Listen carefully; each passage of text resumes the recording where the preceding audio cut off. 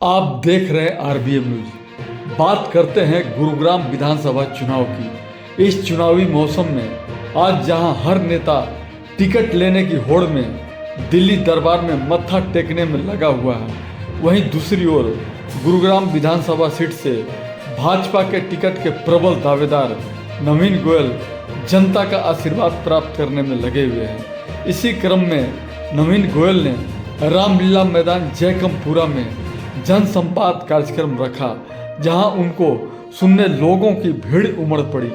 जन संवाद कार्यक्रम को संबोधित करते हुए नवीन गोयल ने कहा कि अगर वे विधायक बनते हैं तो ओल्ड गुरुग्राम में एलिवेटेड रोड बनाकर जाम की समस्या को सदा के लिए खत्म कर देंगे। नवीन गोयल को समर्थन देने बड़ी संख्या में महिलाएं, बुजुर्ग, नौजवान एवं सदर बाजार के व्यापारी भी पहुंचे हुए थे। तो देखते हैं एक रिपोर्ट।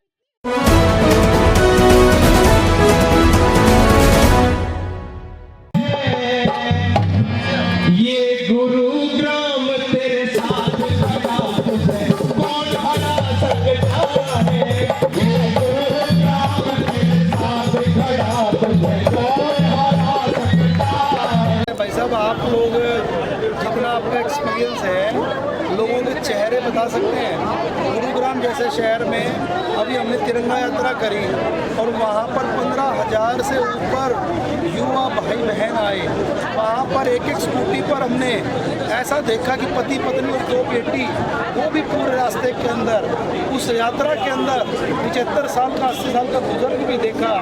तो ये प्रेम ये केवल वोट का भी नहीं है, ये मेरा परिवार है। और इस परिवार के मेरा एक फर्ज भी है कि मैं इनके दुख सुख में खड़ा रहूं, और मेरा ये हक भी है कि ये मुझे जहां मुझे ज़रूरत है वहां मुझे साथ देंगे। को मिलती हैं जो धरातल पर लोग होते हैं। हमने अपनी पार्टी को, तो जो हमारी पार्टी कोई भी कार्यकर्ता फर्स्ट से लेकर के अर्थ तक का सफर तय कर सकता है।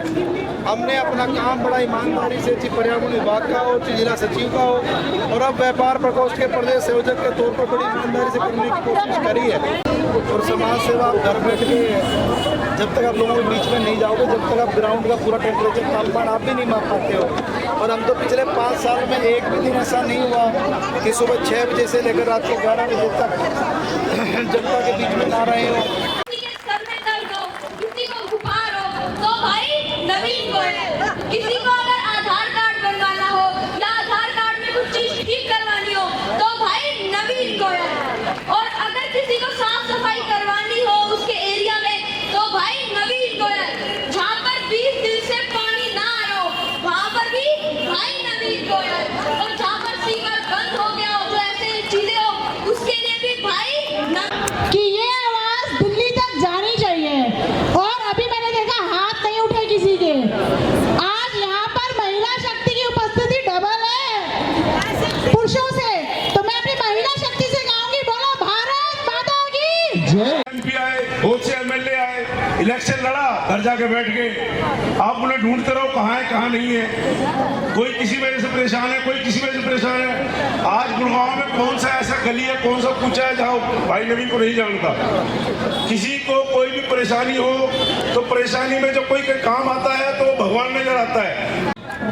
इतना एमएलए बना 10 साल तक कोई गली में नहीं आया, सिर्फ भाई नवीन आए हुए। मेरा बेटा भी आया, कोई नहीं आया। हर बुलाने से आया नहीं, कोई नहीं आया। 10 साल से पानी की प्रॉब्लम हुई, 2 साल से हमें बहुत सारा पानी पिलाया। कहते गए थे, लेकिन ये तो सब कुछ तुच्छ ही बात है, तुच्छ ही बात थी। इससे बढ़िया सरकारी हॉस्पिटल इतने सालों से टूटा पड़ा था, वो नवीन गोयल ने चंद दिनों में इतना आलीशान हॉस्पिटल बना दिया जिसकी कि कोई सराहना भी।